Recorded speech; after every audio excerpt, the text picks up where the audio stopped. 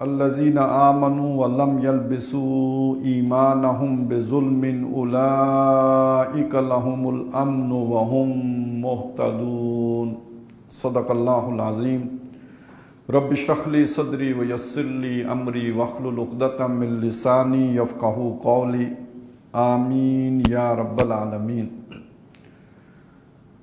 آج جو ہم نے گفتگو کرنی ہے وہ در حقیقت اسی سلسلے سے متعلق ہے کہ جو ان محفلوں میں یا ان نشستوں میں جو ہمارے زیر بحث آ رہے ہیں مباحث، کہ ہم نے سورۃ العصر سے ایک مضمون کا آغاز کیا ہے اور قرآن مجید کے ان مقامات کا انتخاب کیا کہ جن میں اسی مضمون کو مختلف اسالیب میں بیان کیا گیا۔ ابھی تک ہم نے 4 ایسے مقامات کا مطالعہ کیا، سورۃ العصر کا، پھر اس کے بعد سورہ بقرہ کی آیت نمبر 177 کا، پھر سورہ لقمان کے دوسرے رکوع کا، اور اس کے بعد سورہ حامیم السجدہ کی آیات 30 تا 36 کا۔ ان چاروں جگہوں پہ وہی 4 چیزیں آئی ہیں، یعنی ایمان، عمل صالح، تواصی بالحق اور تواصی بالصبر۔ البتہ چاروں جگہوں پہ موضوعات مختلف ہیں۔ سورۃ العصر میں موضوع یہ ہے کہ نجات کون پائے گا، تو وہ 4 چیزیں بیان کی گئیں۔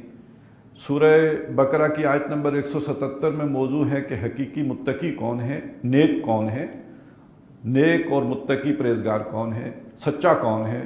جواب میں وہی 4 چیزیں بیان کی گئیں کہ جن میں یہ 4 صفات ہوں، وہ نیک بھی ہیں، متقی بھی ہیں، سچے بھی ہیں۔ سورہ لقمان میں بتایا گیا حکیم کون ہے، دانا بینا کون ہے، صاحب ہمت اور عزیمت کون ہے، تو اس کے جواب میں بھی وہی 4 چیزیں آ گئی، ایمان، عمل صالح، تواصی بالحق اور تواصی بالصبر۔ سورہ حامیم السجدہ میں بتایا گیا کہ اللہ کا دوست کون ہے، مقام ولایت پر کون فائز ہے، اور ساتھ اس کے کہ وہ کہ جو بڑے نصیب والا اور بہت خوش نصیب، انتہائی نصیب والا کون ہے، تو بتایا گیا کہ اس میں بھی یہی 4 باتیں ہیں۔ تو ایک مضمون ہے کہ جو چلا سورۃ العصر سے سورہ حامیم السجدہ تک، اس میں ایک ارتقاء ضرور ہوا ہے کہ پہلا سورۃ العصر میں تو محض نجات کی شرطیں بتائی گئیں، اس سے آگے چلتے چلتے اسے دوستی کے مقام تک، بڑے بلند مقام تک پہنچایا گیا۔ اپنا اپنا لیول ہے، ایک وہ بھی ایک کسی کو یہ بتا دینا کہ قرضہ دے دو، جو تم نے دینا ہے کسی کا ادا کر دو، یہ بھی حق کی بات ہے، لیکن حق تو یہ بھی ہے کہ ذالک بأن اللہ هو الحق، اس کی طرف بلایا جائے، تو وہاں اس بلند تر حق کا چونکہ ذکر ہے، لہٰذا وہ مقام ولایت ہے، بہت اونچا درجہ ہے جس کا ذکر آ گیا۔ تو یہ 4 مقامات تو ہم نے پڑھ لیے۔ آج سے جو ہم نے ایک نیا جو اگلا حصہ شروع کرنا ہے ان مباحث کا، اس کا تعلق ہے ایمان کے مباحث کے ساتھ۔ جو 4 شرطیں آئی ہیں وہاں پر، ایمان، عمل صالح، تواصی بالحق اور تواصی بالصبر، ان میں سے ایک ایک کو لے کر ہم نے اب آگے چلنا ہے۔ تو ایمان کے مباحث کے ضمن میں جو مقامات ہم نے پڑھنے ہیں ان میں سورہ فاتحہ ہے، پھر اس کے بعد سورہ آل عمران کی آیات 190 تا 195 کا مطالعہ کریں گے، پھر سورہ نور کی آیات 35 تا 40 کا مطالعہ کریں گے، اس کے بعد سورہ تغابن مکمل پڑھیں گے، اور پھر سورہ قیامہ جو ہے اس مکمل کا مطالعہ کریں گے اللہ تعالیٰ نے اگر موقع دیا۔ لیکن یہ کہ اس مطالعے کی طرف بڑھنے سے پہلے ایمان کے بارے میں کچھ بنیادی باتیں آج ہم سمجھنے کی کوشش کریں گے، اور ہو سکتا ہے ہماری اگلی نشست بھی اسی میں صرف ہو جائے۔ ان بنیادی باتوں کے حوالے سے جو عنوان آج آپ کے سامنے رکھا گیا کہ ایمان کی حقیقت اور اس کے تقاضے، میں اس میں ایک چھوٹی سی ترمیم کرتا ہوں، وہ اس لیے کہ میں نے ہی تجویز کیا تھا، لیکن میرا خیال یہ تھا کہ آج یہ بحث مکمل ہو جائے گی۔ اب جب میں نے سوچا تو مجھے لگتا ہے کہ وہ مکمل شاید نہ ہو پائے، ادھوری رہ جائے، آدھی ہم کر سکیں، اس لیے میں تھوڑی سی اس میں تبدیلی کر رہا ہوں کہ آج ہم شاید اسی حد تک محدود رہیں کہ حقیقت ایمان کی حقیقت اور اس کے حصول کے ذرائع یا اس کی اقسام، یہ 2 میں سے جو بھی آپ کو اچھا لگے یا بہتر لگے، تو اس کے اعتبار سے ایمان کی حقیقت اور اس کی اقسام اس حد تک اگر ہم آج کر لیں تو یہ بھی کافی ہو جائے گا انشاءاللہ تعالی۔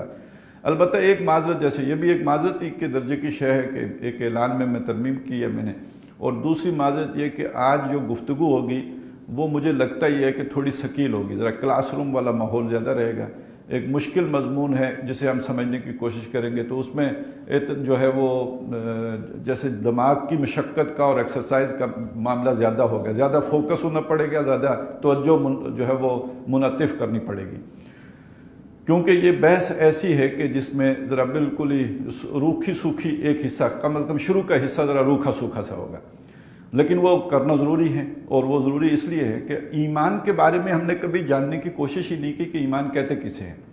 آخر لفظ ہے، ایک زبان کا لفظ ہے، اس کا مفہوم کیا ہوگا، لغت میں اس کو پہلے کس معنی میں بولتے ہوں گے کہ جس کو اب ہم نے اس کا اطلاق ادھر کر لیا ہے۔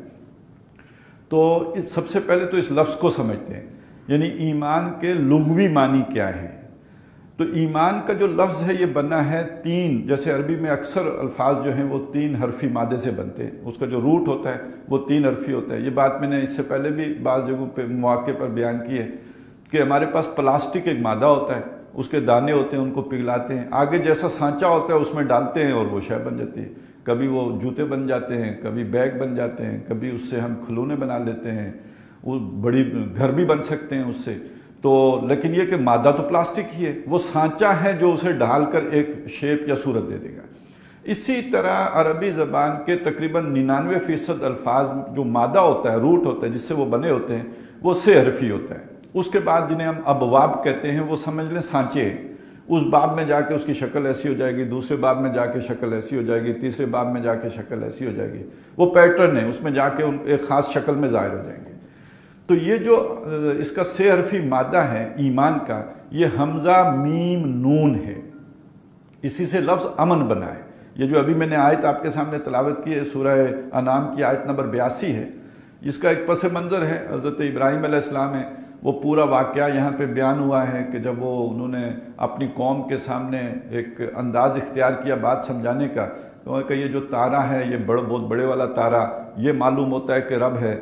پھر جب وہ غروب ہو گیا تو انہوں نے کہا نہیں یار دل نہیں مانتا، غروب ہونے والا بھی رب ہو سکتا ہے۔ پھر چاند کو کہا ہاں یہ ذرا بڑا ہے۔ پھر اس کے بعد جو ہے وہ بھی غروب ہو گیا، انہوں نے کہا نہیں یار یہ نہیں ہو سکتا، میرا جو کوئی رب ہے اس نے اگر مجھے ہدایت نہ دی تو میں تو گمراہ ہو جاؤں گا۔ پھر کیا کہتے ہیں کہ جو سورج نکلا ہے، ہاں یہ بڑا ہے، یہ رب ہو سکتا ہے۔ اصل میں حضرت ابراہیم تو یہ مراحل طے کر چکے ہیں، وہ اپنی قوم کو ایجوکیٹ کرنے کے لیے، انہیں سمجھانے کے لیے انہوں نے یہ ایک انداز اختیار کیا ہے تاکہ لوگ ان کا ذہنی سفر کروا رہے ہیں۔ انہوں نے کہا یہ رب ہے۔ جب وہ بھی غروب ہو گیا تو انہوں نے کہا نہیں یہ میرا رب نہیں ہے، بلکہ جس نے ان سب کو بنایا ہے، انی وجہت وجہی للذی فطر السماوات والارض۔ اب اندازہ یہ ہوتا ہے، یہ پہلا مرحلہ ہے، وہ بادشاہ کے سامنے پیشی بہت بعد میں جا کے ہوئی ہے، تو اندازہ یہ ہوتا ہے کہ اب قوم کے جب ظاہر ہے جب آپ نے کہا میرا رب وہ ہے، یہ باقی سب کا آپ نے انکار کر دیا ہے، تو جس کو رب بنا کے لوگ بیٹھے ہوتے ہیں ان کے ساتھ کچھ نہ کچھ جو ہے وہ بہت سارے تصورات وابستہ ہوتے ہیں کہ یہ اگر ستارہ ہے تو یہ بچے دینے والا ستارہ ہے، بیٹے اولاد اس سے ہوتی ہے، یہ ستارہ ہے تو یہ بیٹوں کو زندگی دینے والا ستارہ ہے، اور یہ اگر کوئی چاند ہے تو یہ بارشیں برسانے والا ہے اور رزق دینے والا ہے۔ یہ دیوی دیوتائیں اتنی زیادہ کیوں ہوتے ہیں؟ اسی لیے کہ مختلف ان کو ذمہ داریاں دی ہوئی ہوتی ہیں کہ اس نے اولاد دینی ہے، اس نے حسن دینا ہے، اس نے صحت دینی ہے، اس نے یہ دینا ہے، اس نے برکت دینی ہے۔ اب آپ نے کہا میں ایک کے سوا کسی کو نہیں مانتا، تو اب قوم نے کیا کہا ہوگا، اپنے ہمدردوں نے کیا کہا ہوگا، بھئی ٹانگ ٹوٹ جائے گی، کیا کرتے ہو، بیماری لگ جائے گی، کینسر ہو جائے گی، بیٹے فوت ہو جائیں گے، یہ ہوگا وہ ہوگا، جیسے لوگ ڈراتے ہیں انہیں ڈرایا ہوگا۔ اب اس سب کا جواب جو حضرت ابراہیم نے دیا وہ اس آیت میں آیا ہے۔ پوچھتے ہیں، پہلی بات یہ پوچھی، یہ آیت نمبر 81 میں سوال کیا انہوں نے، فَأَيُّ الْفَرِيقَيْنِ أَحَقُّ بِالْأَمْنِ إِن كُنتُمْ تَعْلَمُونَ، کہ اگر تم جانتے ہو نا، اتنی بڑی بڑی باتیں کرتے ہو، تو ہم 2 فریقوں میں، ایک میں ہوں جو ایک مختلف نظریہ رکھتا ہے جس کا اپنا نیریٹو ہے، ایک تم ہو جو اپنے روایت پر ڈٹے ہوئے ہو، اڑے ہوئے ہو، تو ہم 2 فریقوں میں سے امن کا زیادہ حقدار کون ہے کہ جس کو امن ملنا چاہیے، جسے امن میں رہنا چاہیے۔ تم کہتے ہو نا بے امنی ہو جائے گی، بے سکونی ہو جائے گی، بے برکتی ہو جائے گی، بربادی ہو جائے گی، نقصان ہو جائے گا، تباہی ہو جائے گی، تو میرے اور تمہارے درمیان میں امن کا زیادہ حقدار کون ہے؟ سوال کھڑا کیا، اور سوال کھڑا کرنے کے بعد جواب بھی خود دیا، الذین آمنوا، وہ لوگ کہ جو ایمان لائے، وَلَمْ يَلْبِسُوا إِيمَانَهُمْ بِظُلْمٍ، اور انہوں نے اپنے ایمان کو کسی ظلم، ناانصافی اور یہاں مراد شرک سے آلودہ نہیں کیا، اسے اس سے ناپاک نہیں کیا، اولئک لہم الامن، ان کے لیے امن ہے، وہم مہتدون، اور وہی ہدایت پر ہیں۔ یہاں ایمان کا لفظ بھی آ گیا، امن کا لفظ بھی آ گیا۔ امن اس کا روٹ ہے جس سے کہ ایمان بنا ہے، اور یہ ثلاثی مجرد میں امنا یامنو باب سمع سے آتا ہے، اور اس کے معنی ہوتے امن میں ہونا، آپ خود امن میں ہیں، سکون میں ہیں، اطمینان میں ہیں، یہ آپ کے امن کی کیفیت ہے۔ تو یہ جو آپ کے امن کی کیفیت ہے، یہ ہے جو آپ ثلاثی مجرد میں بیان، فلانا جو ہے آدمی امن میں ہے، امین تو میں امن میں ہوں، امنتا تو امن میں ہے، یہ اس کے معنی ہوں گے ثلاثی مجرد میں۔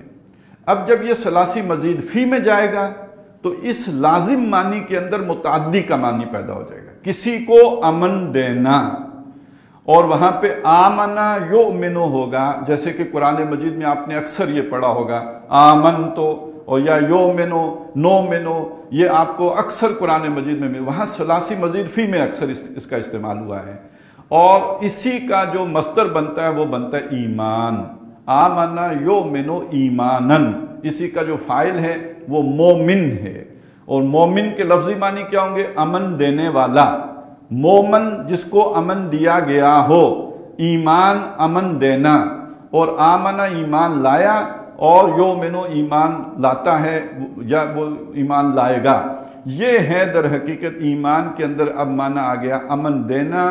پہلے معنی تھا امن میں ہونا ثلاثی مجرد میں، اور ثلاثی مزید فی میں جا کے معنی ہو گیا امن دینے والا، یہ لفظی معنی ہے۔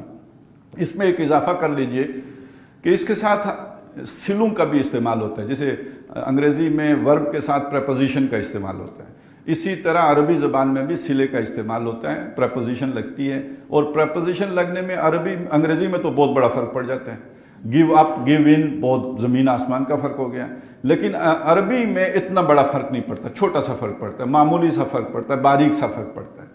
اب اس کے ساتھ عام طور پہ دو سلے لگتے ہیں، لام کا صلہ اور بے کا صلہ، آمن اللہ اور آمن بے۔ آمن لہو کا مطلب ہوگا کسی بات کو، یعنی ایک جو ہے وہ سرسری سا ایک جو امن کی کیفیت میں ہونا، اور بے کے ساتھ اس کے اندر ایک یقین کی اور گہرائی کی، اور یعنی زیادہ گہرے امن اور سکون کی بات ہوگی۔ اب جب اس کا ایک ہم نے اصطلاحی معنی کی طرف ہم آئے خاص طور پر، تو اس میں جو اس کا معنی بنے گا کسی کو امن دینے کا مطلب ہوگا، یعنی جب ہم کہتے ہیں فلانا ایمان لے آیا یعنی اس نے امن دے دیا، اس کا مطلب ہو گیا کسی دعوے کی تصدیق کرنا، کسی کو امن دینا یعنی اس کے دعوے کو مان لینا۔ ابھی ایک صاحب یہاں پہ آئے اور ہم آرام سے بیٹھے ہوئے ہیں اور اپنی بات چیت میں لگے ہوئے ہیں، وہ آتے ہی ایک نیا دعویٰ کر دیں، اور دعویٰ وہ یہ کریں کہ یہاں بم پھٹنے والا ہے، تو ہم سب کو انہوں نے ڈسٹرب کر دیا۔ ہم نے اب کہا کہ آپ کیا بات کرتے ہو، کوئی امکان ہی نہیں ہے، ہم یہ ساری جگہ چیک کر لی ہے۔ اب ہم نے ان کی بات نہیں مانی تو ہمارے اور ان کے درمیان جھگڑا کھڑا ہو گیا، ہمارے اور ان کے درمیان تصادم کی کیفیت پیدا ہو گئی، ایک جو ہے وہ بحث مباحثہ اور مناظرے کی صورت بن گئی، وہ کہہ رہے ہیں ہم کہہ رہے ہیں نہیں ہے، جھگڑا، یہی جھگڑا ہے جس نے بدامنی پیدا کر دی، اور پھر یہی آپ کو پتہ ہے وہ بحث و تکرار سے ہی اگلا مرحلہ جو ہے وہ اس کی داڑھی اس کی مٹھی میں اور اس کی جو ہے ناک اس کے ہاتھوں ٹوٹتی ہے، تو یہ تو بحث و مباحثے ہی کا جو اگلی منزل ہے وہ پھر توڑ پھوڑ ہے۔ تو لیکن جو ہی اس نے آ کے ایک دعویٰ کیا ہم نے اسے مان لیا، تو ہم بھی امن میں ہو گئے، ہم نے اس کو بھی امن دے دیا۔ تو کسی کے دعوے کی تصدیق کرنے کا مطلب ہے اسے امن دینا۔ ایمان کو امن دینے والی شے اس لیے کہا گیا کہ ایک دعویٰ ہے، اس دعوے کو تسلیم کر لیا، گویا امن دے دیا، اور دوسرے نے نہیں مانا، اس نے جھگڑا کھڑا کر دیا۔ اب یہ بحث و نزاع کھڑی ہو گئی، جھگڑا ہو گیا، تنازع ہو گیا، جس نے مان لیا اس نے سکون کر دیا، امن ہو گیا، دونوں کے درمیان رد و قضا نہیں ہوئی، بحث و مباحثہ نہیں ہوا۔ اب یہ جب ہم اس کی خاص طور پہ اصطلاح کی طرف آئے تو ہم نے دیکھا یہ کہ لوگ ہیں، کوئی بھی معاشرہ، مکے کا معاشرہ ہے یا اس سے پہلے جو بھی مصر کا معاشرہ تھا جہاں فرعون کی حکومت تھی، یا اس مدین ہیں، یا یہ کہ سدوم اور عمورہ کی بستیاں ہیں، لوگ رہ رہے ہیں اور اپنے طور طریقوں پر عمل کر رہے ہیں۔ کوئی چوریاں کر رہا ہے تو چوری کر رہا ہے، کوئی کم ناپ توڑ رہا ہے تو کم ناپ توڑ رہا ہے، کسی نے کسی قوم کو غلام بنا کے رکھا ہوا ہے تو غلام بنا کے رکھا ہوا ہے۔ ایک کو ایگزسٹنس کا ماحول ہے، جو مظلوم ہے اس نے اپنے مظلومیت کو گوارا کیا ہوا ہے، جو ظالم ہے وہ اپنے ظلم کے ساتھ زندہ سلامت موجود ہیں، جو غلط کر رہا ہے وہ غلط کر رہا ہے، جو ٹھیک کر رہا ہے وہ ٹھیک کر رہا ہے۔ معاشرے میں جھگڑا نہیں ہے، معاشرہ امن سے چل رہا ہے، مکہ امن سے ہے، مصر امن سے ہے۔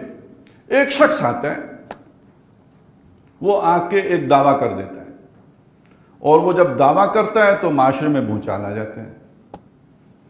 نبی صلی اللہ علیہ وسلم مکے میں آئے، انہوں نے آ کے ایک دعویٰ کیا، اس دعوے نے مکے کی زمین ہلا دی، وہ بجلی کا کڑکا تھا یا صوت ہادی عرب کی زمین جس نے ساری ہلا دی۔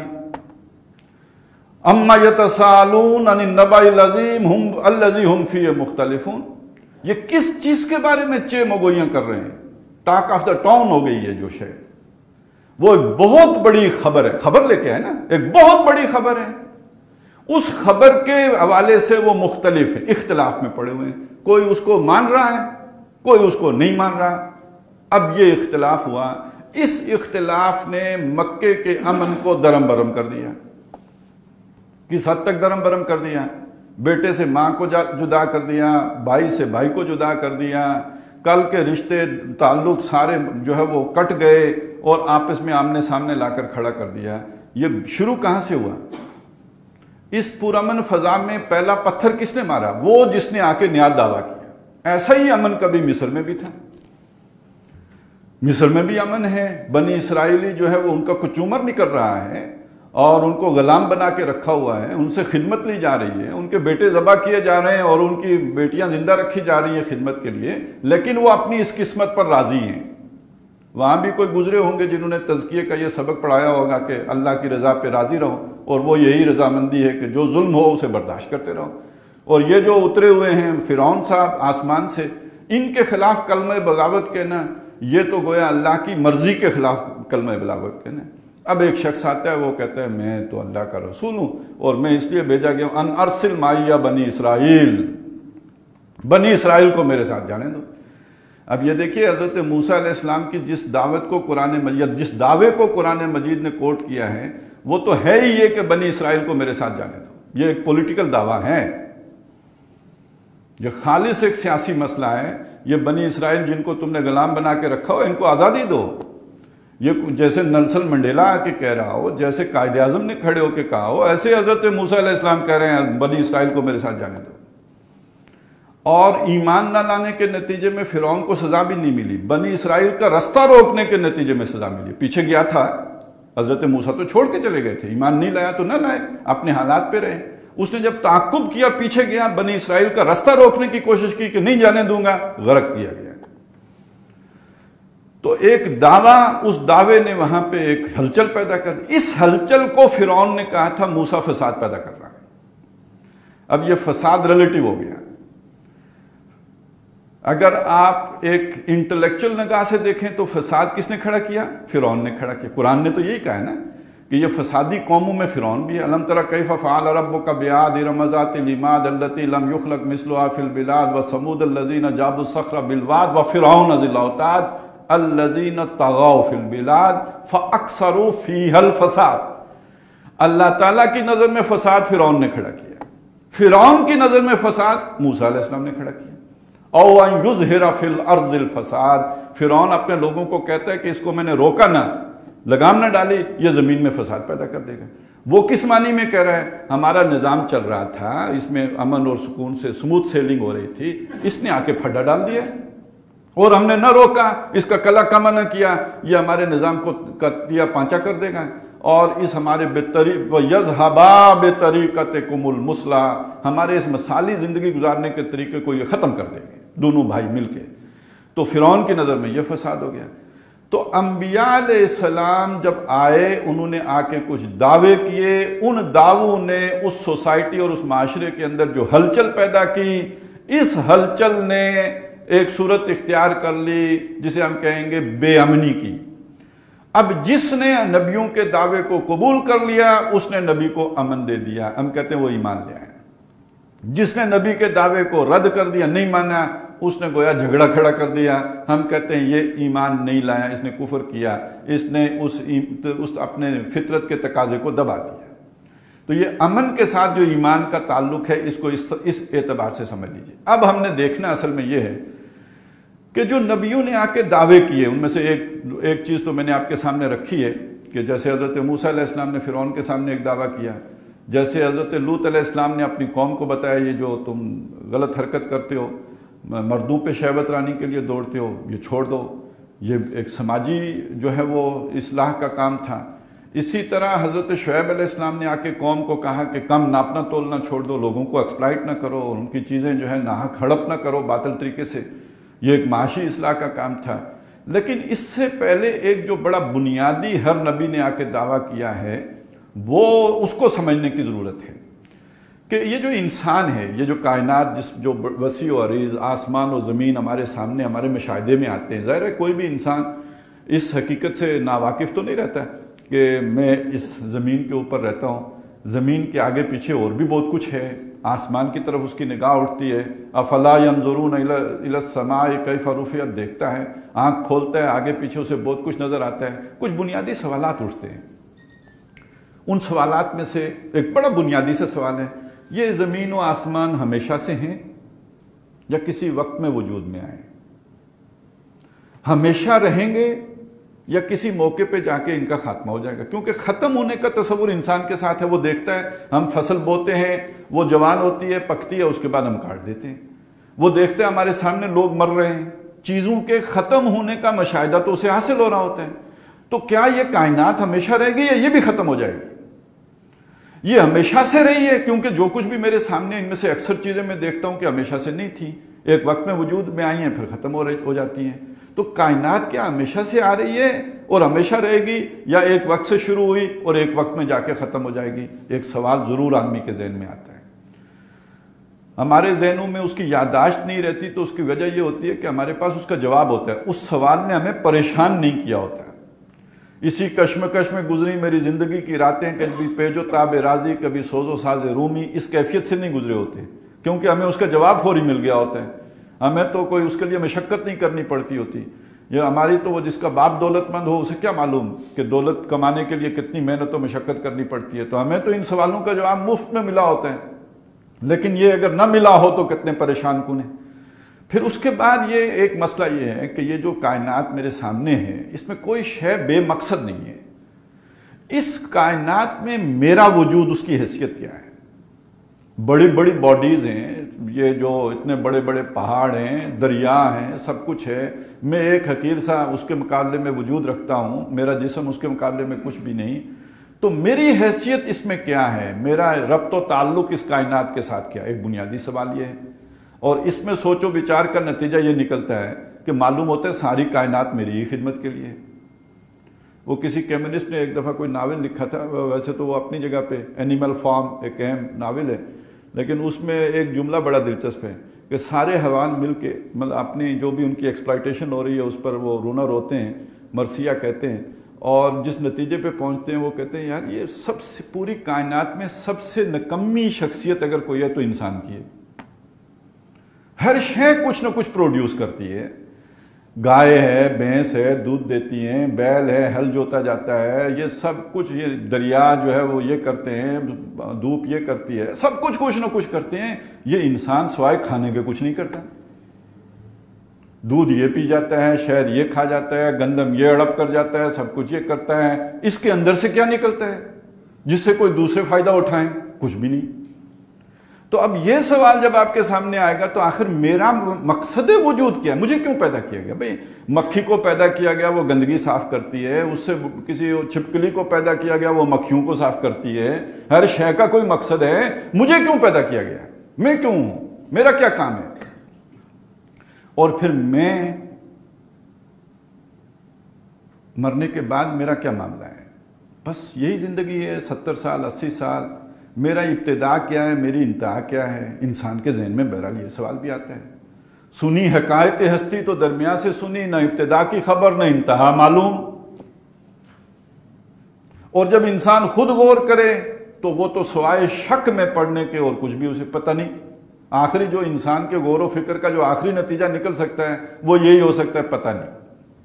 اب پتہ نہیں، اچھا اسی پہ بلکہ کسی نے بڑا اچھا اگلا جملہ اس شعر گرا لگائی، اضافہ کیا کہ وہ یہ سنی حکایت ہستی تو درمیان سے سنی، نہ ابتدا کی خبر نہ انتہا معلوم۔ تو اس سے آگے کسی نے بڑھایا، رہا یہ وہم کہ میں ہوں سو یہ بھی کیا معلوم۔ تو پھر جو فلسفی جہاں تک پہنچتا ہے وہ تو یہاں تک پہنچتا ہے۔ وہ اسی لیے کسی نے کہا بحث میں، فلسفی کو بحث میں خدا ملتا نہیں، ڈور کو سلجھانا ہے اور سرا ملتا نہیں۔ اب یہ سرا انسان کو مل نہیں رہا ہوتا ہے کہ بھئی اس کی حقیقت تلاش کروں۔ تجسس ہے، تحقیق ہے، جستجو ہے، شوق ہے، لیکن سرا نہیں ملتا۔ تو میرا مقصد حیات کیا ہے، میرا انجام کیا ہے، اس کے بعد کیا ہونا ہے، اور یہ جو اتنا سارا کچھ ہے یہ سب کچھ خود بنا ہے، کوئی اس کے بنانے والا ہے؟ یہ ہیں وہ بنیادی سوالات کہ جو انسان کی مت مار دیتے ہیں، جو گوتم بدھ کو شہزادگی سے نکال کر جنگل لے جاتے ہیں، جو ارسطو کو سقراط کو زہر کا پیالہ پینے پر مجبور کر دیتے ہیں۔ یہ وہ دولت ہے جو ہمیں مفت میں ملی ہوتی ہے، ہمیں پتہ ہی نہیں ہوتا ہے، لیکن جس کو نہیں ملی ہوتی وہ جانتا ہے یہ کیا ہے۔ تو بہرحال یہاں پہ یہ بات سمجھ لیجئے کہ ان سوالات کا جواب دینے کے لیے در حقیقت نبی آتے ہیں۔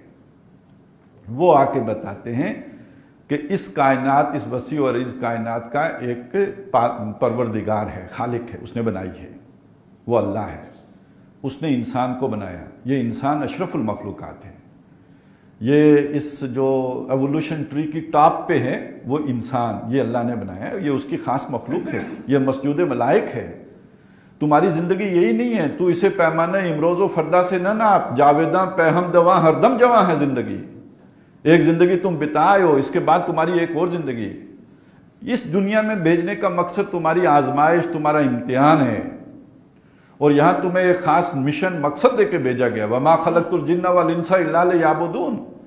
پھر جو لائف ہیئر آفٹر ہے اس میں اس کے بارے میں پوچھو گی کہ بھائی دیکھو، مکھی نے تو اپنا کام پورا کیا، سورج نے اپنا کام پورا کیا، شہد کی مکھی نے شہد بنانے میں کوئی کوتاہی نہیں کی، ہر شے جس مقصد اور نصب العین کے لیے پیدا کی گئی تھی اس نے اسے فلفل کیا۔ تم نے کیا کیا؟ آؤ اس کا جو اکاؤنٹیبل ہو، جواب دہی تمہیں یہاں پہ کرنی ہے۔ تمہیں جس جامع میں، جس ماحول میں، جس ذمہ داری کے ساتھ کھڑا کیا گیا تھا، جس جگہ پہ، اس اپنی ذمہ داری کو تم نے ادا کیسے کیا، پرفارم کیسے کیا، اپنا کریکٹر تم نے نبھایا کیسے؟ آؤ جواب دو اس کا۔ یہ تمہارا ایک ڈے آف اکاؤنٹیبلٹی ہے، اور وہ در حقیقت ڈے آف جسٹس ہے۔ یہ تو تمہارے اندر جو خواہش ہے عدل کی، انصاف کی، یہ دنیا میں نہیں ہو سکتا۔ کامل انصاف صرف اس دن ہوگا جب تم اپنے رب کے سامنے پیش ہوگے۔ اس دن پورا بدلہ دیا جائے، پورا بدلہ۔ دنیا میں پورا بدلہ دیا ہی نہیں جا سکتا۔ ساری نوع انسانی جمع ہو کے نا ایک ماں باپ کا جو ہے حق ادا کرنے کی کوشش کرے، نہیں کر سکتی۔ کوئی کسی کو اس کا پورا بدلہ دے ہی نہیں سکتا، اس کی خدمت کا کسی کو پوری سزا مل ہی نہیں سکتی۔ ایک آدمی نے 2 آدمی قتل کر دیا، بدلے میں اسے 2 دفعہ کیسے قتل کریں گے؟ کسی بوڑھے نے جو ویسے ہی قبر میں پاؤں لٹکائے بیٹھا ہوا تھا، گن لے کے کسی جوان کو جس کی کل ہی شادی ہوئی تھی اس کو قتل کر دیا، بدلے میں اسے قتل بھی کر دیں تو وہ کوئی بدلہ ہوگا؟ وہ عقل مانتی ہے کہ یہ عدلے کا بدلہ ہے، پورے کا پورا ہے؟ تو پورا بدلہ یہ تو صرف آخرت میں ممکن ہے۔ تو ایک وہ دن ہے، اور ایک مسئلہ اور یہ سب سے نازک مسئلہ بن جاتا ہے۔ تمہیں یہ جو باتیں میں بتا رہا ہوں، وہ نبی یہ کہتا ہے کہ میری اس خدا کے ساتھ براہ راست کمیونیکیشن ہے۔ یہ تو حلق سے اترتا ہی نہیں تھا۔ یہ 3 بنیادی دعوے ہیں۔ ایک یہ کہ تمہاری اس کے بعد ایک اور زندگی ہے، اس کائنات کا ایک خالق ہے، اور یہ کہ میں اس پروردگار کی طرف سے فرستادہ ہوں۔ یہ 3 بنیادی دعوے ہیں۔ اس کی پھر شاخیں ہیں، برانچز ہیں، وہ علیحدہ ہیں۔ ان 3 بنیادی دعووں کے ساتھ نبی آتا ہے۔ اب جس نے ان دعووں کو مان لیا، تسلیم کر لیا، وہ اس نے ایمان لایا، یعنی اس نے نبی کو امن دے دیا۔ اس دعوے کی تصدیق کا نام جو ہے وہ اسے امن دینا ہے۔ جس نے ان دعووں کو ماننے سے انکار کر دیا، اس نے رد و قضا کی، اس نے جھگڑا کھڑا کر دیا۔ یہی تو وَحَاجَّهُ قَوْمُهُ، تو اس کی قوم نے اس سے جھگڑا کیا۔ ابراہیم علیہ السلام نے جو دعوے کیے تو ان دعووں پر ان کی قوم ان سے جھگڑا کرنے کے لیے کھڑی ہو گئی۔ تو جو نہیں مانتا وہ رد و قضا کرتا ہے، نزاع کرتا ہے، تنازع کھڑا کرتا ہے، جھگڑا کھڑا کرتا ہے۔ اس سے معاشرے میں جو ہے وہ تنازع پیدا ہو جاتا ہے۔ جو مان لیتا ہے وہ امن دے دیتا ہے، یعنی یہ کہ وہ اس نے ان دعووں کو مان لیا۔ یہ وجہ ہے جس وجہ سے ہم دیکھیں گے کہ جو ایمان کو ڈیفائن کیا گیا نا، اس کی جو ڈیفینیشن بنائی گئی ہے ہمارے جو بھی متکلمین ہیں ان کی طرف سے، وہ ڈیفینیشن کیا ہے؟ الایمان تصدیق بما جاء بہ النبی صلی اللہ علیہ وسلم۔ ایمان نام ہے ان خبروں کی تصدیق کرنے کا جو محمد الرسول اللہ صلی اللہ علیہ وسلم لے کر آئے ہیں، یہ ہے ایمان۔ تو وہ خبریں بالعموم یہ ہیں جو میں نے آپ کو گنوا دی۔ تو ایمان کہتے ہیں ان خبروں کی تصدیق کو کہ جو محمد الرسول اللہ صلی اللہ علیہ وسلم نے دی ہیں، اور وہ خبریں کون سی؟ جو غیب سے متعلق ہیں۔ ظاہر ہے نبی نے آ کے غیب کی خبریں دی ہیں، جن چیزوں کو ہم نہیں جانتے، بعد کی زندگی کے بارے میں ہمیں نہیں معلوم، اس کی تفصیلات دی ہیں۔ اللہ اس کی جو حقیقت کیا ہے، اس کی پہچان کیا ہے، اس کے جو حوالے سے اس کی صفات کیا ہیں، یہ ساری خبریں محمد رسول اللہ نے دی ہیں صلی اللہ علیہ وسلم۔ تو الایمان و تصدیق بما جاء بہ النبی صلی اللہ علیہ وسلم۔ اب اس کو اگر اس کے ساتھ دیکھیں، قرآن مجید کو بھی سامنے رکھیں، تو اکثر و بیشتر ایمان کے ساتھ آپ کو جو صلہ ملے گا، پریپوزیشن ملے گی، وہ بے کی ملے گی۔ آمن باللہ، ایمان لایا اللہ پر، یا جیسے کہ یؤمنون باللہ والیوم الآخر، یہ ہمیشہ آپ کو اکثر ملے گا بے کے ساتھ، کہیں کہیں پہ لام کے ساتھ بھی مل جاتا ہے۔ فآمن لہ لوط، تو اس پر ایمان لائے، ابراہیم علیہ السلام پر حضرت لوط ایمان لائے، لیکن یہاں پہ وہ ایک خاص اعتبار سے وہ بھی تصدیقی کے معنی میں اور تصدیق قلبی کے معنی میں ہے، لیکن اکثر و بیشتر جہاں پہ لام کا آئے گا معاملہ تو وہاں بات ماننا، سرسری طور پر ماننے کے معنی میں آئے گا۔ چنانچہ حضرت موسیٰ علیہ السلام جب اہل مصر کو دعوت دے رہے ہیں اور وہ مطالبہ کر رہے ہیں کہ بنی اسرائیل کو میرے ساتھ جانے دو، تو اس دوران مختلف ان کو نشانیاں دکھاتے ہیں۔ انہی نشانیوں میں سے کچھ ان پر تکلیفیں بھی ہیں جو آتی ہیں، مثلاً آیات، وہ جو 9 آیات بینات ہیں، تو اس میں کبھی خون کی بارش ہو جاتی ہے، کبھی مینڈک بہت زیادہ ہو جاتے ہیں، کبھی وہ جو ہے وہ اور کوئی مصیبتیں، سسریاں نکل آتی ہیں۔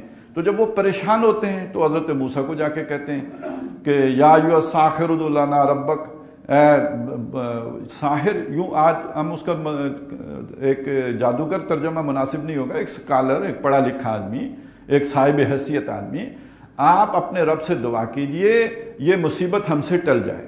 اگر یہ مصیبت آپ ہم سے ٹال دیں، لَنُؤْمِنَ لَكَ، اب بیکا نہیں، لَنُؤْمِنَ لَكَ، اب اس کا معنی ہم کیا کریں گے؟ ہم آپ کی بات مان لیں گے، یعنی مجبوراً مان لیں گے، دل ہمارا نہیں مانے گا، ہم آپ کی بات مجبوراً مان لیں گے اور بنی اسرائیل کو آپ کے ساتھ جانے دیں گے، یعنی آپ کا مطالبہ تسلیم کر لیں گے۔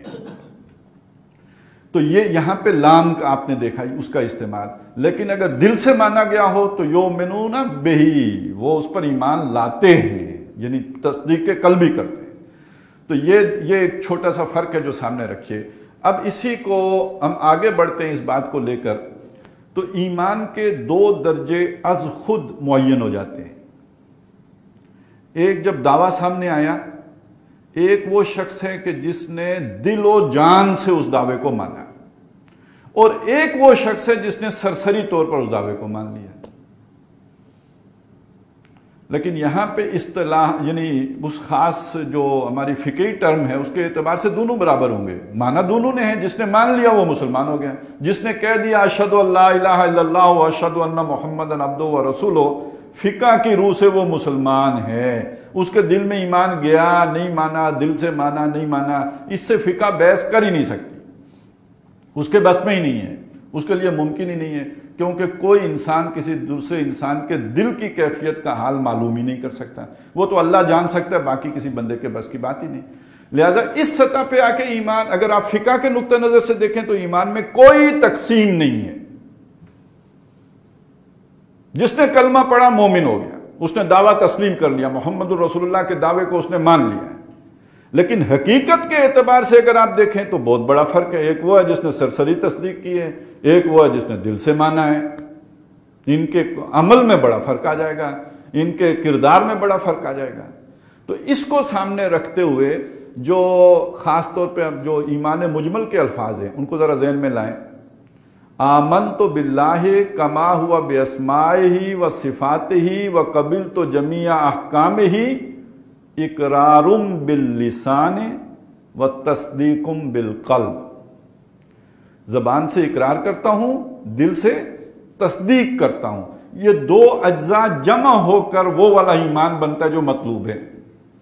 لیکن جب آپ قانون کی نظر سے دیکھیں گے تو اقرار باللسان کو تو آپ ناپ سکتے ہیں، تول سکتے ہیں، جانچ سکتے ہیں، پرکھ سکتے ہیں۔ تصدیق بالقلب کو نہ جانچ سکتے ہیں، نہ پرکھ سکتے ہیں، نہ ناپ سکتے ہیں، نہ تول سکتے ہیں۔ یہ 2 درجے ہو گئے۔ اچھا، اب اس میں ایک چند چیزیں اگر اور بھی ہم سمجھ لیں تو ہمیں قرآن مجید کا ایک بڑا حصہ سمجھنے میں بہت آسانی ہو جائے گی۔ مثلا ہم کہتے ہیں فلانا اسلام لایا، ہم کہتے ہیں فلانا ایمان لایا، بظاہر ہم مانا ہیں اور مترادف ہیں، اور قرآن مجید میں مترادف کے طور پر استعمال ہوئے ہیں۔ لیکن کہیں کہیں یہ دونوں الفاظ ایک ہی جگہ پہ اکٹھے ہو کے آ گئے ہیں، اور وہاں صاف سیاق و سباق بتا رہا ہے کہ مترادف استعمال نہیں ہے بلکہ ایک دوسرے کے مقابل استعمال ہوئے ہیں۔ جیسے سورہ حجرات کی آیت نمبر 14، قالت الاعراب آمنا، یہ بدو کہتے ہیں ہم ایمان لائے، قل لم تؤمنوا، اے نبی ان سے کہہ دیجئے تم ہرگز ایمان نہیں لائے ہو، ولیکن قولوا اسلمنا، لیکن تم یہ کہو ہم نے اسلام قبول کیا ہے۔ اب یہاں معلوم ہو گیا ایمان اور ہے، اسلام اور ہے۔ تو جب دونوں اور ہو گئے تو اب ان کا کیا معنی ہوا؟ یہاں اسلام کا معنی اقرار باللسان ہے، اور یہاں ایمان کا معنی تصدیق بالقلب ہے۔ پھر ذہن میں رکھیے، اگر کہیں اکیلا اسلام آ رہا ہو تو سیاق و سباق سے معلوم ہوگا کہ یہ در حقیقت یہاں اسلام اور ایمان دونوں مراد ہیں۔ کہیں صرف ایمان آ رہا ہو، وہ صرف ایمان بھی بعض جگہوں پہ ہو سکتا ہے صرف قانونی اسلام کے لیے آ رہا ہو، حقیقی ایمان کے لیے نہ آ رہا ہو۔ جیسے کہتے ہیں یا ایھا الذین آمنوا، اے وہ لوگوں جو ایمان لائے ہو، تو اس میں ابو بکر صدیق بھی شامل ہیں، عبداللہ ابن ابی بھی شامل ہیں۔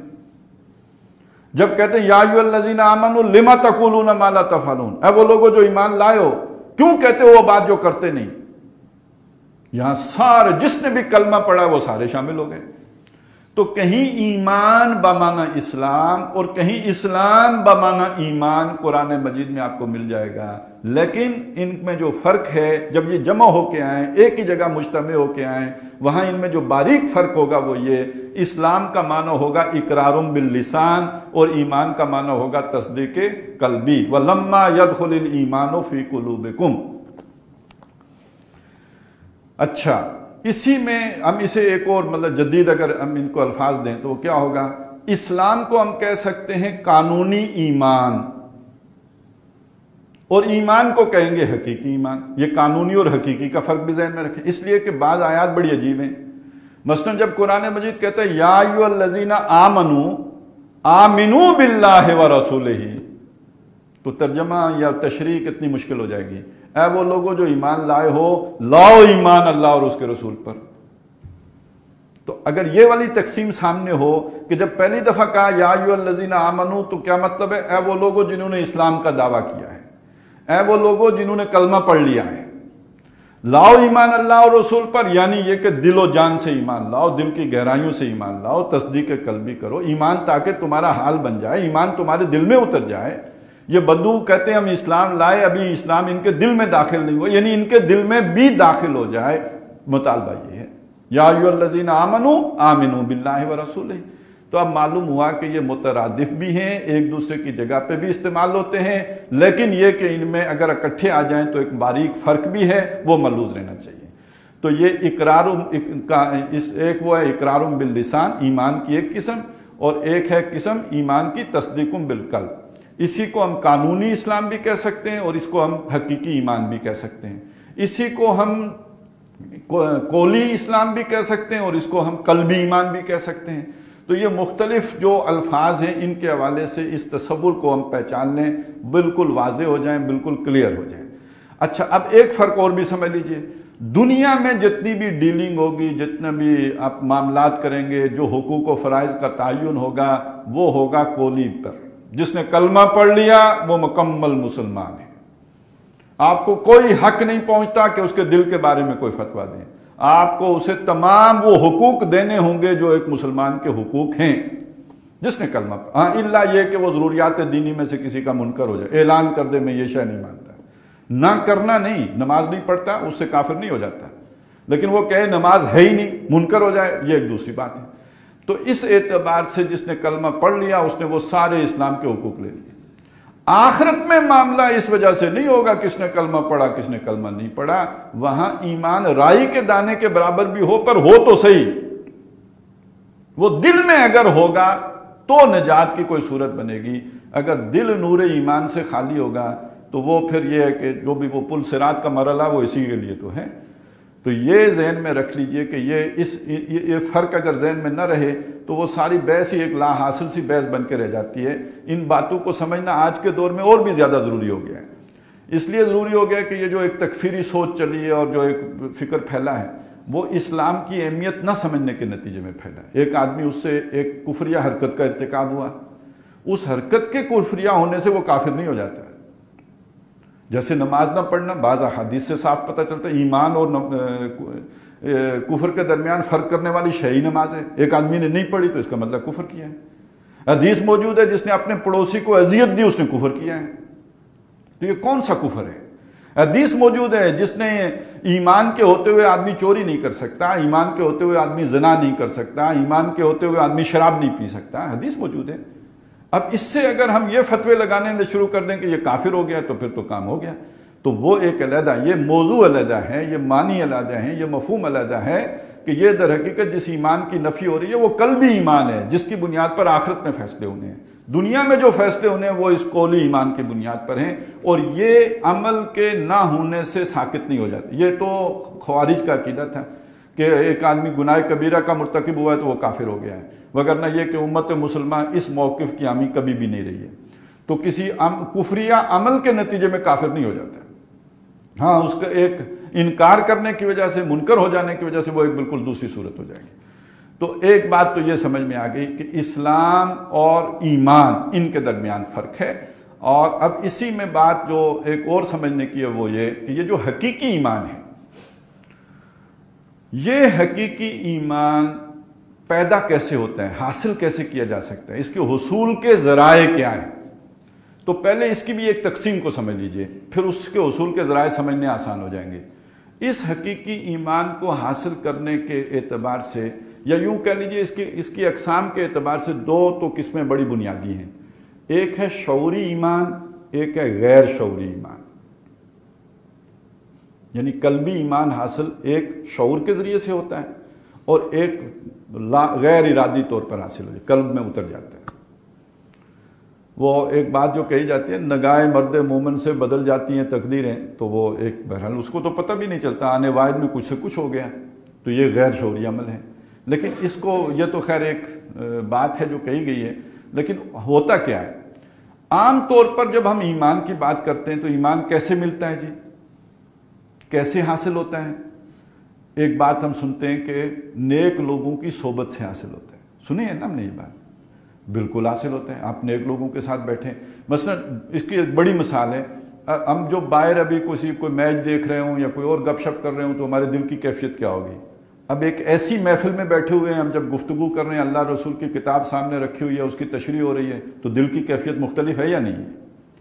تو نیک لوگوں کی صحبت کے نتیجے میں، نیک مجلسوں کے نتیجے میں، نیک عمل کے نتیجے میں ایمان پیدا ہوتا ہے، لیکن اس کے پیدا ہونے کا پتہ تو نہیں چلتا، ہو جاتا ہے، دل میں ایمان کی کیفیات آ جاتی ہیں، وہ رنگ چڑھ جاتا ہے۔ جیسے آپ کسی ہیٹر کے سامنے بیٹھے تو اس کی حرارت آپ کو پہنچتی ہے، تو کسی جو ایمان کی بھٹی والے آدمی کے پاس بیٹھے تو آپ کو اس کی حرارت، وہ ایمان آپ کے اندر بھی جو ہے وہ سرایت کرنا شروع ہو جائے گا۔ اسی کو کہا گیا قرآن مجید میں، کونوا مع الصادقین، سچوں کے ساتھ رہو۔ اس سچوں کے ساتھ رہو گے تو اس کے نتیجے میں آپ کو جو ہے وہ ایمان کی جو حرارت آپ کو ملنا شروع ہو جائے گی۔ ایک تو صورت یہ ہے، ایک چیز اور ہے، ایمان آپ کو نیک عمل کے نتیجے میں ملتا ہے۔ آپ نماز پڑھتے ہیں، آپ روزے رکھتے ہیں، آپ صدقہ خیرات کرتے ہیں، آپ جہاد کرتے ہیں، آپ پر آزمائشیں آتی ہیں، اس سب کے بدلے میں آپ خدا کے قریب ہوتے ہیں یا دور ہوتے ہیں؟ قریب ہوتے ہیں۔ ایک وہ ایمان کی کیفیات آپ کو نصیب ہوتی ہیں۔ اسی طرح جو نیک لوگوں کی صحبت، یا پھر وہ بھی جو وظیفے ہیں مختلف جو بتائے جاتے ہیں، جو اذکار ہیں، یہ جتنے بھی اعمال ہی ہیں یہ سارے کے سارے، تو اس کے نتیجے میں بھی جو ایمان ملتا ہے یہ ہوتا غیر شعوری ہے۔ اسی میں دیکھ لیں یہ چیز کہ جب ہم خاص طور پہ ہمارے جو تبلیغی بھائی ہیں ان سے کبھی بات ہو تو وہ کہتے ہیں جی اس طرح نہیں آپ کو پتہ چلے گا، آپ ہمارے ساتھ چل کے دیکھیں۔ جب آپ چلتے ہیں، 3 دن چلے یا 40 دن چلے، تو اس چلنے کے نتیجے میں کیفیت تو بدلتی ہے، کیوں نہیں بدلے گی؟ وہ آپ کو صحبت بھی میسر ہے، ماحول بھی میسر ہے، نیک عمل بھی ہے، اب تکلیفیں بھی اٹھا رہے ہیں، مسجد میں لیٹ رہے ہیں، تو سب کے بدلے میں آپ کو ایمان کیوں نہیں ملے گا؟ ملے گا۔ وہ آپ کی کیفیت بدلے گی، اس کیفیت کو آپ محسوس کریں گے، وہ برکت آپ پہ ظاہر ہو جائے گی۔ وہ بیان کر نہیں سکتے اس کو، اس لیے کہتے ہیں چل کے دیکھو، بیان نہیں ہو سکتی، چل کے دیکھو۔ بیان کیوں نہیں ہو سکتی؟ اس لیے کہ عمل سارا غیر شعوری ہے، تو بیان تو وہ شے ہو سکتی ہے جو شعور کے راستے آئی ہو، جو اس کا پروسیجر آپ کو معلوم ہو، وہی آپ نیریٹ کر سکتے ہیں۔ جس کو جو پتہ ہی نہیں کیسے ہو گیا اس کا، تو وہ تو یہی ہوگا کہ چل کے دیکھیں۔ اب اس کے مقابلے میں ایک ایمان ہوا جو شعوری ہے، یعنی جسے آپ جانتے ہیں، آپ کو پتہ ہے یہ کیسے آپ کو حاصل ہوا ہے۔ اس کے دو ہی ذرائع ہیں، ایک آیات آفاقیہ و انفسیہ پہ غور و فکر، اپنے من میں ڈوب کے پا جا سراغ زندگی، اپنے جو بھی اللہ تعالیٰ نے ہمارے وجود بنایا ہے اس پر غور و فکر۔ ہمارے سامنے یہ جو بکھری ہوئی کائنات ہے، کھول آنکھ، زمین دیکھ، فلک دیکھ، فضا دیکھ، مشرق سے ابھرتے ہوئے سورج کو ذرا دیکھ۔ افلا ينظرون الى الابل كيف خلقت والى السماء كيف رفعت والى الجبال كيف نصبت والى الارض كيف سطحت، یہ سب دیکھو، مشاہدہ کرو، کچھ سمجھ آئی؟ ان فی خلق السماوات والارض واختلاف اللیل والنہار لآیات لأولی الالباب، یہ سب نشانیاں ہیں ان لوگوں کے لیے جو عقل مند ہیں۔ یہ نشانیاں، ان نشانیوں پر تدبر، غور و فکر کرنے کے نتیجے میں، اور نمبر دو آیات قرآنیہ پر غور و فکر کرنے کے نتیجے میں، تدبر کرنے کے نتیجے میں۔ افلا یتدبرون القرآن، کیا یہ قرآن پر تدبر نہیں کرتے؟ ایک ہے تلاوت قرآن بغیر سوچے سمجھے، اس سے بھی ملے گا، برکت ملے گی، ایک ایک حرف پہ 10 نیکیاں ہیں، ثواب ہے، اس سے دل پر اثرات بھی مترتب ہوں گے، کیوں نہیں ہوں گے؟ ضرور ہوں گے، اللہ کا کلام ہے، لیکن غیر شعوری ہیں۔ ایک ہے قرآن مجید کی ان آیات پر غور و فکر کرنا، تدبر کرنا، ان کو اپنے سوچ و بچار کا موضوع بنا کر ان پر فوکس کرنا، اس سے جو ایمان پیدا ہوگا وہ ایک دانشورانہ ایمان ہوگا، وہ ایک باشعور آدمی کا ایمان ہوگا، اس ایک اہل علم کا ایمان ہوگا۔ یہ ایک عابد کا ایمان نہیں ہے، یہ ایک عالم کا ایمان ہے جو اس کے نتیجے میں حاصل ہوگا۔ یہ ایک جانکار آدمی کا ایمان ہے، اس کے ساتھ بصیرت بھی ہوگی، اس کے ساتھ بصارت بھی ہوگی، اس کے ساتھ حکمت اور وزڈم بھی ہوگی۔ جبکہ وہ پہلے والا جو ایمان ہے اس کے ساتھ عمل تو ہوگا، جوش تو ہوگا، محبت تو ہوگی، جذبہ اور جنون تو ہوگا، قربانی بھی ہوگی، لیکن یہ کہ اس کے ساتھ وزڈم نام کی شے نہیں ہوگی۔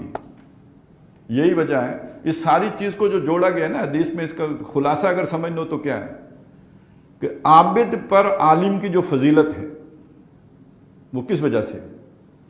اس لیے کہ عابد بڑی آسانی سے شیطان اسے چکمہ دے لے گا، شعور تو کام نہیں کر رہا ہے، تو شیطان کو اسے الٹانے میں دیر نہیں لگے گی۔ یہ جو عالم ہے اس کو شیطان الٹا نہیں سکتا، اس کے پاس آئے گا، وہ کہے گا تمہارا مقام تو بہت بلند ہو گیا، اب تمہیں عبادت کرنے کی ضرورت ہی نہیں۔ وہ کہے گا یار عبادت تو انبیاء پر نہیں ساکت ہوئی، میرے کے اوپر کیوں ساکت ہو گئی ہے؟ اس نے اس کو چھیڑا ہے، اس نے اس کو پورا جواب دے دیا ہے۔ اب ایک آدمی کا ایمان ٹنوں کے حساب سے کیوں نہ ہو، لیکن اس کے ساتھ اگر یہ بصیرت اور یہ حکمت نہیں ہے، اس کو کہے گا تیرا مقام تو بہت بلند ہو گیا، وہ کہے گا ہاں میرے اوپر شریعت ساکت ہو گئی۔ ہمارے ہاں بہت سے ایسے لوگ گزرے ہیں، وہ کہتے ہیں شریعت ہمارے اوپر ساکت ہو گئی۔ ہمارے جو آخر یہ جو روایت آئی ہے نا کہ وہ نماز مدینے میں پڑھ لیتے ہیں، ایویں ہی نکل آئی ہے۔ کئی لوگوں پہ نماز ساکت ہو گئی تھی، اس مقام بلند پہ پہنچ گئے تھے کہ اب انہیں نماز پڑھنے کی ضرورت ہی نہیں تھی۔ محمد الرسول اللہ پہ تو نہیں ہوئی، ان پہ ہو گئی۔ انہی چکموں میں سے ایک چکمہ ہے کہ دیکھیں جب یہ آخری دور میں دجال آئے گا تو وہ جو آ کے جو فتنے کھڑے کرے گا مختلف، ان میں سے ایک فتنہ یہ بھی ہے، ایک آدمی کو قتل کرے گا، قتل کرنے کے بعد زندہ کرے گا۔ وہ کہے گا کہ یہ مارنا اور زندہ کرنا کس کا کام ہے؟ وہ کہے گا اللہ کا کام ہے۔ اس نے کہا میں نے یہ کیا، میں رب ہوں۔ وہ کہے گا نہیں نہیں، آپ رب نہیں ہو، اس لیے کہ میرا رب وہ ہے جو دنیا میں مارتا ہے اور آخرت میں زندہ کرتا ہے، تو نے ادھر ہی زندہ کیا ہے، تو دجال ہے۔ اب یہ جس آدمی کے دل میں جتنا بھی ایمان ہو لیکن غیر شعوری ہو، یہ جواب اسے نہیں آ سکتا۔ اس کے ساتھ بصیرت چاہیے، اس کے ساتھ علم چاہیے، اس کے ساتھ دانائی چاہیے، اس کے ساتھ وزڈم چاہیے۔ تو اب یہاں پہ ایک بات سمجھ لیجئے کہ جب آپ دنیا میں چینج لانا چاہتے ہو، آپ تبدیلی لانا چاہتے ہیں، آپ انقلاب لانا چاہتے ہیں، آپ socio politico economic system change کرنا چاہتے ہیں، اس سطح پہ جو آپ کو لیڈرشپ درکار ہوتی ہے وہ شعوری ایمان والے لوگوں کی درکار ہوتی ہے۔ کیوں؟ یہ ایک پولیٹیکل گیم ہے، یہ ایک سوشل میدان میں آپ نے قدم رکھ دیا ہے۔ یہاں دانا بینا سٹیٹس مین نہیں ہوں گے، اگر محض ایمان کامیابی کی ضامن نہیں بنے گا، یہاں تو آپ کو ایک چھوٹا سا جو ہے اے سی صاحب ہی چکر دے دیں گے۔ وہ چکر میں آپ کو سنا چکا، پچھلی دفعہ شاید سنایا تھا کہ ہمارے ہاں 1990 میں یا 91 میں جو جب AIJI کی حکومت آئی تھی تو سارے اس میں بھی مسلمان جمع تھے اور وہ دینی جماعتیں بھی تھیں نواز شریف صاحب کے ساتھ. تو کہا جی اسلام لاتے ہیں، بے نظیر کو تو شکست دے دی ہے جو کفر کی علامت تھی، تو اب ہم انہیں اسلام لانا ہے. انہوں نے کہا جی شریعت بل لاؤ، اسلام لاتے ہیں. چلو جی اسلام لے کے آتے ہیں. تو اس میں لکھا کہ ہم سود کو جو ہے وہ 5 سال کے بعد ختم کر دیں گے. انہوں نے کہا 5 سال کے بعد ختم کریں گے؟ نہیں، جلدی ختم کرنا چاہیے. انہوں نے کہا لکھیں جلد از جلد ختم کر دیں گے. تو اب معلوم ہوا کہ وہ جلد از جلد آج تک نہیں آیا. 5 سال تو 1995 میں آ جاتے، لیکن جلد از جلد 2019 میں بھی نہیں آیا. تو یہاں پہ ایک بڑی ویژنری، بڑے جو جسے کہتے ہیں دانا بینا لیڈرشپ درکار ہوتی ہے. تو اگر آپ نے ریولوشن لانا ہو تو آپ کو شعوری ایمان کی حامل لیڈرشپ چاہیے ہوتی ہے، جنہوں نے قرآن مجید سے وہ ایمان لیا. اب دیکھیں نبی اکرم صلی اللہ علیہ وسلم، آپ ایک جو یہ مظاہر فطرت ہے نا، ان کے مطالعے مشاہدے کے نتیجے میں ایک اجمالی ایمان انسان کو حاصل ہو جاتا ہے. قرآن مجید کی آیات بینات کے نتیجے میں اسی اجمال میں تفصیل کا رنگ بھرا جاتا ہے. تو حضور کو مخاطب کر کے اللہ تعالیٰ فرماتے ہیں کہ ہم نے اس قرآن کو آپ کے لیے نور بنا دیا. ما کنت تدری مل ایمان ما کنت تدری مل کتاب ولل ایمان. اے نبی آپ نہیں جانتے تھے کتاب، آپ پڑھنا لکھنا جانتے ہی نہیں تھے، آپ کو کیا معلوم کتاب کیا ہے، اور نہ ہی ایمان کی تفصیلات آپ کو معلوم تھی. اجمالاً تو ظاہر ہے وہ غار ہرا میں بیٹھ کے آپ کہیں نہ کہیں تو پہنچ گئے غور و فکر و تدبر کے نتیجے میں، لیکن اس کی تفصیلات تو آپ کو معلوم نہیں تھی. وَلَٰكِنْ جَعَلْنَاهُ نُورًا، ہم نے اس قرآن کو وہ روشنی بنایا، نَهْدِي بِهِ مَن نَّشَاءُ مِنْ عِبَادِنَا، جس کے ذریعے سے ہم ہدایت دیتے ہیں اپنے بندوں میں سے جس کو چاہتے ہیں. اب یہاں صحبت نہیں ہے، قرآن کو وہ نور بنایا جو وہ روشنی بنی جس نے اس رخ پہ لے کے آگے چلے. یہ حضرت ابو بکر ہوں یا حضرت عمر ہوں، محمد الرسول اللہ کی صحبت بھی ہے، لیکن جو ان کی اصل روشنی ہے جس سے کہ وہ دیکھتے ہیں وہ اللہ کی یہ کتاب ہے جس کے ساتھ محمد الرسول اللہ صلی اللہ علیہ وسلم نے انہیں جوڑا ہے. اور یہ کہ آخری دور کے بارے میں جو حضور نے فرمایا، وہ جو یا لیتنی لقیت اخوانی، کاش کہ میری ملاقات میرے ان بھائیوں سے ہو. پوچھا کون سے؟ ہم آپ کے بھائی نہیں ہیں. فرمایا نہیں، تم تو ہو، تم نے مجھے اپنے درمیان پایا ہے، میری صحبت بھی تمہیں میسر ہے، میرا ساتھ تمہیں میسر ہے. میں ان بھائیوں کی بات کر رہا ہوں جو مجھے اپنے بیچ نہیں پائیں گے. اس کتاب کو 2 کاٹھیوں کے درمیان لکھا ہوا پائیں گے، 2 کاٹھیوں میں لکھا ہوا اس کتاب کو پائیں گے. یہ پیشن گوئی تھی اس وقت، 2 کاٹھیوں میں نہیں ہوتی تھی، چمڑے پہ ہے، ہڈیوں پہ ہے، کھالوں پہ ہے، وہ اس طرح نہیں تھی. 2 کاٹھیوں میں لکھا ہوا پائیں گے، اور مجھ پر ایمان لائیں گے جیسے تم لائے ہو، میری مدد کریں گے جیسے تم نے مدد کی ہے. یا لیتنی لقیت اخوانی، کاش کہ میں اپنے ان بھائیوں سے ملوں. تو معلوم ہوا کہ وہ ایمان کہ جو محمد الرسول اللہ صلی اللہ علیہ وسلم کی نصرت پر، آپ کی مدد پر آمادہ کرتا ہے، وہ قرآن کے ذریعے سے پیدا ہوتا ہے. تو آج کوئی بھی تحریک اگر اس لیے اٹھتی ہے، ایک تو ہوتا ہے نعرہ لوگوں کو پاگل بنانے کے لیے، بے وقوف بنانے کے لیے، تو وہ نعرہ لگا کے تو جو مرضی ووٹیں لیتا رہے وہ تو ایک علیحدہ مسئلہ ہے. لیکن جس نے واقعی تبدیلی لانی اور اسلام لانا ہو، سوال ہی نہیں پیدا ہوتا کہ وہ قرآن سے عدم التفات کر سکے، وہ قرآن کی طرف دعوت دیے بغیر یہ انقلاب پیدا کر لے. کبھی وہ تبدیلی آ ہی نہیں سکتی جب تک کہ لوگوں ایک متعدد تعداد کو شعوری ایمان کی دولت سے آپ نے متمتع نہ کر دیا. تو بہرحال جو بات ہم سمجھ رہے تھے اس کو سمجھ لیجئے دوبارہ کہ ایمان نام ہے امن دینے کا، اور امن دینے کا مطلب ہے انبیاء علیہ السلام کے وہ دعوے جو انہوں نے کیے ہیں ان کو مان لینے کا. ان مان لینے کا 2 درجے ہیں. ایک درجہ اس کا یہ ہے کہ آپ نے سرسری مانا، ایک درجہ یہ ہے کہ آپ نے دل کی گہرائیوں سے مانا. یہ دل کی گہرائیوں سے ماننے کے 2 طریقے ہیں، ایک شعوری ہے، ایک غیر شعوری ہے. غیر شعوری صحبت صالحین ہیں، نیک اعمال ہیں، اور یہ کہ جو اذکار اور وظائف اور یہ جو سارے ہمارے ہاں طریقے مروج رہے ہیں، یہ سارے طریقے وہ ہیں کہ جس کے نتیجے میں غیر شعوری طور پر ایمان آپ کے دل میں داخل ہو جاتا ہے. اور شعوری ایمان حاصل ہوتا ہے آپ کو وہ صرف یا تو قرآن مجید کے ذریعے سے یا آپ کا کائنات اور اپنے ذات پر غور و فکر اور تدبر کے نتیجے میں. آخری بات اس ضمن میں یہ عرض کر دوں کہ یہ جو 2 ایمان ہیں آخرت کے اعتبار سے ان میں کوئی فرق نہیں ہے. یہ شعوری ایمان، یہ غیر شعوری ایمان.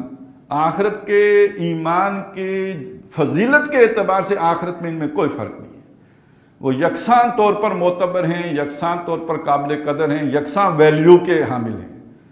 دنیا کے اعتبار سے یہ فرق ہے کہ جو شعوری طور پر ایمان لایا ہوگا وہ در حقیقت لیڈنگ رول ہوگا اس کا، وہ ٹرینڈ سیٹر ہوگا، وہ پیس میکر ہوگا، اور جو غیر شعوری طور پر لایا ہوگا وہ ہر وقت خطرے میں ہوگا، کیونکہ بہرحال وہ اس کے اندر وہ ویژن نہیں ہے، اس کی وہ ویژنری صلاحیت نہیں ہے، لہٰذا وہ اس کا ہر وقت خطرہ ہوگا کہ معاشرہ اس کو اپنے رخ پر واپس نہ پھیر کے لے جائے، اس لیے کہ معاشرے کا دباؤ تو بڑا شدید ہوتا ہے، معاشرے کا زور، مین سٹریم جدھر جا رہی ہو اس کے مخالف چلنا، ایمان کا تقاضا تو جہاد ہے، اس کے مخالف آپ کو چلنا پڑے گا۔ اب وہ مخالف چلنے کے لیے جو ویژن درکار ہے وہ غیر شعوری ایمان سے تو نہیں پیدا ہوتا ہے، اس سے کلیش پیدا ہوتا ہے، اس سے بہرحال وہ پھٹنے والا عمل بڑا آسان ہوتا ہے۔ آپ نے ایک ہی دفعہ جیکٹ پہنی، خود بھی پھٹے، دوسرے کو بھی پھاڑا اور کام ختم، آپ شہید ہو جہنم میں، وہ تو کام آسان ہے، وہ شاید کر بھی جائے، لیکن یہ کہ وہ جسے کہتے ہیں سلگنے کا کام، بھڑکنے کا کام تو ہو جائے گا، اس سے سلگنے کا اور جو جسے کہتے ہیں سہج اور درجہ بدرجہ لے کے چلنے کا، یہ کام کرنے کے لیے ضروری ہے کہ آپ شعوری ایمان کی دولت سے مالا مال ہوں، جس کے ذرائع قرآن اور غور و فکر و تدبر ہے۔ تو اللہ تعالی ہمیں توفیق عطا فرمائے کہ ہم اس کی کتاب، جو بہت بڑی دولت ہے، آپ سوچیں جن لوگوں کو ان سوالات کے جواب نہیں ملتے کیسے انہوں نے زندگیاں تج دی ہیں، جس کے دل میں یہ سوال پیدا ہو جائے جواب نہ ملے تو وہ کس مصیبت میں پڑ جاتا ہے۔ تو ہمیں تو بن مانگے ہمیں گھروں میں مل گیا، تو ہم اس کی طرف التفات کریں، متوجہ ہوں، اس کے تقاضے پورے کریں، اسے سیکھیں، اسے پڑھیں، اس پر عمل کریں، تاکہ ہمیں اللہ تعالیٰ اس دولت سے ہمکنار کریں کہ جو اس کے نتیجے میں حاصل ہوتی ہے۔ بہرحال یہ گفتگو ہماری جو آگے چلے گی، میں تھوڑی سی اس کی وضاحت کر دوں۔ اب ہم نے یہ دیکھنا ہے کہ یہ جو ایمانیات ثلاثہ ہیں، اللہ کو ماننا، آخرت کو ماننا، رسول کو ماننا، ان کا آپس میں ربط و تعلق کیا ہے۔ ایک بحث یہ ہے، ایک بحث ہم نے یہ دیکھنی ہے کہ ہمارے ہاں بہرحال یہ چیز مختلف ہی بھی رہی ہے کہ ایک امام بخاری نے ڈیفائن کیا ہے ایمان کو کہ نہ یہ گھٹتا ہے نہ بڑھتا، انہوں نے کہا یہ گھٹتا بڑھتا ہے، اور امام ابو حنیفہ کہتے ہیں نہ گھٹتا ہے نہ بڑھتا ہے۔ اس میں ایک بڑا پرانا اختلاف چلا آ رہا ہے، اس کا بڑا آسان حل ہے اس بحث کی روشنی میں جو ابھی میں نے آپ کے سامنے کی ہے۔ پھر اس سے آگے بڑھ کے ہم نے دیکھنا ایمان کا تعلق عمل کے ساتھ کیا ہے، ایمان کا تعلق جہاد کے ساتھ کیا ہے، ایمان کا یعنی ایمان جب دل میں داخل ہو جائے تو عمل پہ کیا فرق پڑے گا، جہاد کا کیا معاملہ ہوگا، ایمان کا تعلق امن کے ساتھ کیا ہے۔ یہ مباحث انشاءاللہ تعالی ہم اپنی اگلی نشست میں جو ہے ان کو مکمل کر لیں گے۔ اقول قولی ھذا واستغفر اللہ لی ولکم ولسائر المسلمین والمسلمات۔